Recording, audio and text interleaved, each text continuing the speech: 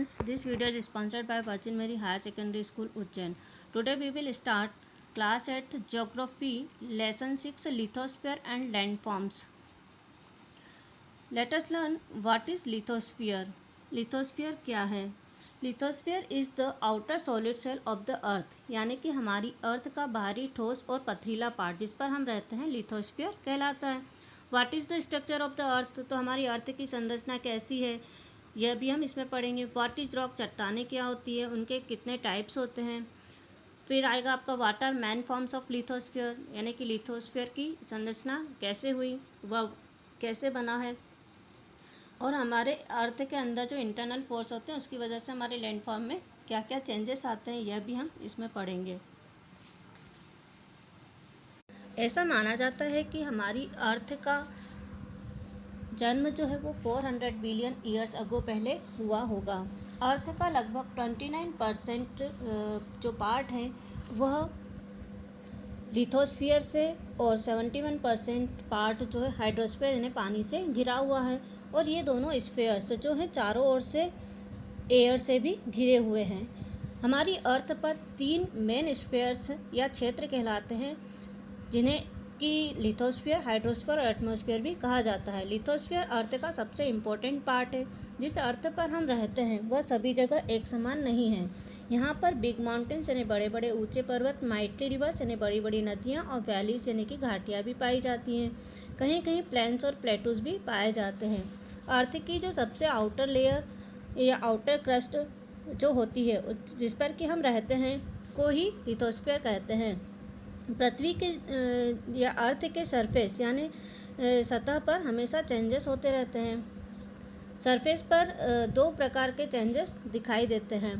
First होता है आपका सडन चेंजेस जैसे कि आकस्मिक परिवर्तन कहते हैं. दूसरा होता है स्लो चेंजेस या धीमी गति से होने वाला परिवर्तन. ये दोनों प्रकार के जो चेंजेस होते हैं वो इंटरनल और एक्सटर्नल फोर्स के कारण होते हैं. इंटरनल फोर्स में के कारण जो है वॉल्केनिक इरप्शंस यानी ज्वालामुखी और अर्थक्वेक यानी कि भूकंप आते हैं.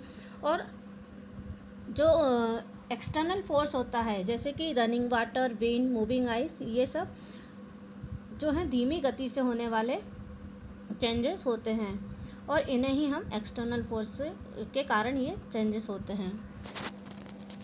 जो आपका स्ट्रक्चर ऑफ द अर्थ की संरचना, पृथ्वी की संरचना कैसी है, तो अर्थ के इंटरनल स्ट्रक्चर जो है मानव के लिए आज भी रहस्य बना हुआ है. अर्थ के अंदर के बारे में हमारा नॉलेज या ज्ञान जो है वो आज भी बहुत ही सीमित है. साइंटिस्टों ने खदानों की खुदाई, वॉल्केनो ने ज्वालामुखी, अर्थक्वेक ने भूकंपों के आधार पर अर्थ के अंदर की जो संरचना है उसके बारे में जानने के बहुत सारे प्रयास किए हैं. अर्थ के स्ट्रक्चर के बारे में कई सारे वैज्ञानिक और जियोलॉजिस्ट यानी भूगोलवेत्ताओं ने भी अपने लॉजिक यानी कि तर्क, कल्पना और विचार दिए हैं. साइंटिस्टों के अनुसार अर्थ की जो संरचना है या अर्थ का जो स्ट्रक्चर है उसे 3 पार्ट्स में डिवाइड किया गया है. फर्स्ट है क्रस्ट ऑफ अर्थ और आउटर लेयर यानी कि अर्थ की बाहरी परत, दूसरा है मेंटल और थर्ड है आपका नीफे और कोर. एक्सटीरियर यानी कि सबसे बाहरी और आउटर लेयर यानी ऊपरी जो परत होती है उसको ही लिथोस्फीयर कहते हैं. इस पर सारे लिविंग थिंग्स यानी कि जीवित प्राणी पाए जाते हैं. कॉन्टिनेंट यानी महाद्वीप, ओशंस यानी महासागर, ये सब लिथोस्फीयर के ही पार्ट हैं. यह जो स्फीयर्स हैं वह छोटी छेदों वाली चट्टानों से मिलकर के बने होते हैं. इसकी जो विड्थ है वो लगभग 10 से लेकर के 17 किलोमीटर तक होती है.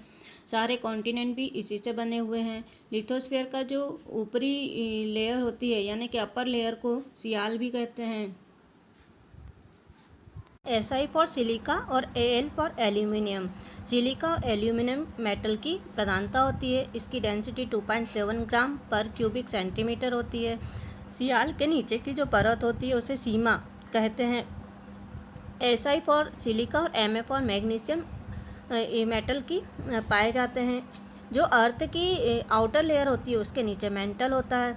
इसकी जो डेप्थ होती है 70 से लेकर के 2900 किलोमीटर तक होती है. इसमें ओलिवाइन और पायरॉक्सिन मिनरल्स भी पाए जाते हैं. इसकी जो डेंसिटी वो 2.9 से लेकर के 4.7 तक होती है. इसके नीचे पृथ्वी का कोर होता है जिसे नीफे भी हम कहते हैं. इसे मेटेलिक कोर भी कहा जाता है। इसमें फेरियम और निकेल की प्रधानता होती है। इसकी जो वेट और डेंसिटी सर्वाधिक होता है। इसका एवरेज डेंसिटी 13.0 है और यह 2900 किलोमीटर गहराई से लेकर के 6400 किलोमीटर तक अर्थ के अंदर फैला हुआ है।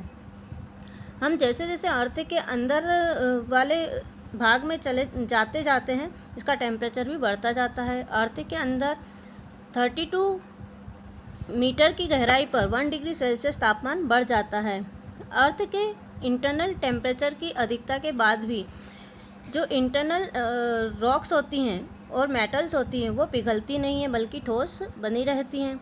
इसका कारण उन पर बाहरी परतों का या आउटर लेयर के प्रेशर की वजह से होता है। नेक्स्ट है आपका रॉक्स यानी चट्टानें। अर्थ की सतह को बनाने वाले या फॉर्म करने वाले जितने भी सब्सटेंस या पदार्थ होते हैं रॉक कहलाते हैं। रॉक इससे मतलब है कि इसमें सभी ग्रेनाइट की तरह कठोर और सॉइल की तरह यानी कि मिट्टी की तरह मुलायम, ये सभी मिलकर के हमारी रॉक का निर्माण करते हैं। रॉक जो है अनेक मिनरल से मिलकर के बना होता है और निर्माण के या फॉर्मेशन के आधार पर रॉक जो है 3 टाइप्स की होती है: इग्नियस रॉक, सेडिमेंट्री रॉक और मेटामॉर्फिक रॉक। नेक्स्ट है आपका इग्नियस रॉक। इग्नियस रॉक को आग्नेय शैल भी कहते हैं। ये अर्थ क्रस्ट यानी अर्थ की सतह की प्राइमरी रॉक होती है। ये रॉक अर्थ के इंटरनल पार्ट में गर्म और पिघले रॉक मटेरियल से बनती है। जब यह मोल्टन मैटर यानी कि पिघले पदार्थ अर्थ के अंदर या फिर बाहर आकर के ठंडे और हार्ड हो जाते हैं तो इसे ही हम इग्नियस रॉक कहते हैं। जब मोल्टन मैटर यानी कि पिघला पदार्थ अर्थ क्रस्ट के अंदर ही धीरे धीरे ठंडा होकर के जमा हो जाता है तो इसे हम ग्रेनाइट नामक इग्नियस रॉक कहते हैं। ग्रेनाइट का कॉमनली यूज़ हम घरों के निर्माण में भी करते हैं। कभी कभी यह मोल्टन मटेरियल यानी कि पिघला हुआ पदार्थ जब किसी होल या क्रैक यानी कि दरार में से बाहर निकलकर अर्थ की सरफेस पर फैल जाता है तो वह बहुत ही जल्दी ठंडा हो जाता है और कठोर हो जाता है। इस प्रकार से बनी रॉक बेसाल्ट रॉक कहलाती है। यह रॉक गहरे काले रंग की, हार्ड और हैवी होती है। सड़क बनाने में हम इसका उपयोग करते हैं। नेक्स्ट है आपका सेडिमेंट्री रॉक। जब वाटर, एयर और स्नो यानी जल, वायु और बर्फ द्वारा बहाकर लाए गए पेबल्स यानी कि कंकड़, पत्थरों के छोटे टुकड़े, फॉसिल्स यानी कि जीवाश्म, सी बॉटम यानी समुद्र के तल में लेयर्स यानी परतों के रूप में जमा हो जाते हैं तो इस प्रकार के जो जमे हुए पदार्थ होते हैं उन्हें ही हम सेडिमेंट्स कहते हैं।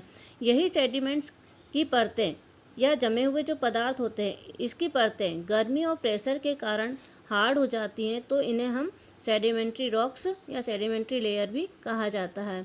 क्योंकि इसके निर्माण में पानी या जल की बहुत ही मुख्य भूमिका होती है, इसी के कारण इसे वाटर बॉर्न रॉक या जलज चट्टान भी कहते हैं।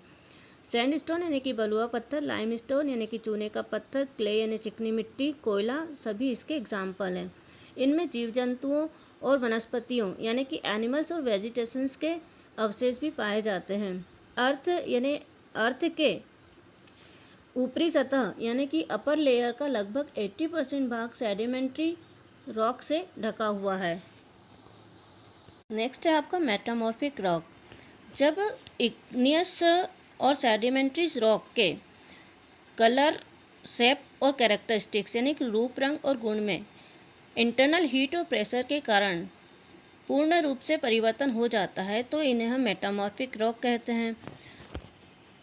लाइमस्टोन से मार्बल, सैंडस्टोन से क्वार्ट्जाइट, क्ले से स्लेट और कोयले से ग्रेफाइट और हीरा बनते हैं।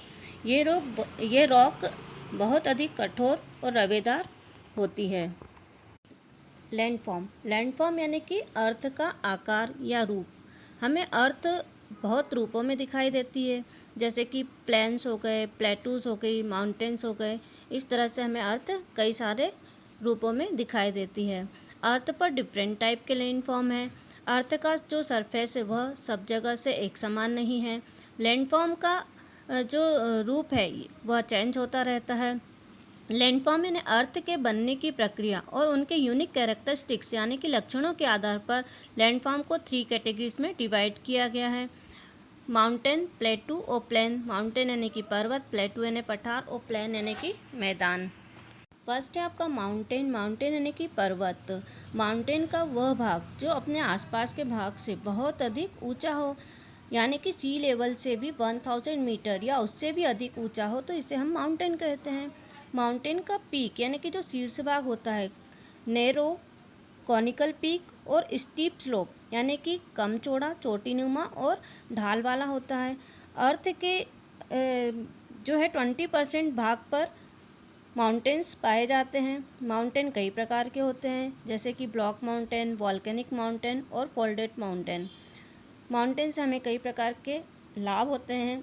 ये जो रिवर्स होती हैं उनके ओरिजिन यानी कि उद्गम स्थल भी होते हैं और क्लाइमेट पर भी प्रभाव डालते हैं और इससे मिनरल्स भी हमें प्राप्त होते हैं। आते हैं हम सेकंड नंबर पे प्लेटू। प्लेटू यानी कि पठार। अर्थ सरफेस का वह भाग जो बहुत ही ब्रॉड एंड फ्लैट यानी कि बहुत ऊंचा हो, फैला हुआ हो और फ्लैट एरिया मतलब कि ऊपर से टेबल की तरह चपटा हो, और जो समुद्र सी लेवल जो होता है उससे 600 मीटर या उससे भी अधिक ऊंचा हो, तो इसे हम प्लेटू कहते हैं। प्लेटू कई टाइप्स के होते हैं, जैसे माउंटेन प्लेटू, कॉन्टिनेंटल प्लेटू और प्लेन्स एक्सेट्रा। प्लेटू से हमें मिनरल्स भी प्राप्त होते हैं और प्लेटू जो है बहुत फर्टाइल यानी कि उपजाऊ भी होते हैं। आते हैं प्लेन। प्लेन यानी कि समतल मैदान। अर्थ सरफेस का फ्लैट, चौकोर और कम ऊंचाई वाला जो भाग होता है उसे ही हम प्लेन कहते हैं। इसकी जो सी लेवल होता है उससे उसकी ऊंचाई 350 मीटर तक होती है।